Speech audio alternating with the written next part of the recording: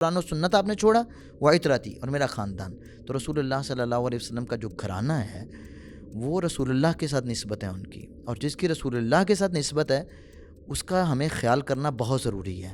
سب سے پہلے اللہ کے رسول علیہ الصلوۃ والسلام نے عورتوں سے متعلق کیا کہا؟ تو ماتحتی میں جو شخص بھی آپ کے عارضی ماتحتی میں آ جائے یا مستقل ماتحتی میں آ جائے، یا کلی طور پہ متحدی میں ہو یا جزوی متحدی میں ہو، تو اس کے ساتھ اچھا سلوک کرنا یہ رسول اللہ صلی اللہ علیہ وسلم کا انسانیت کے متعلقہ درس ہے.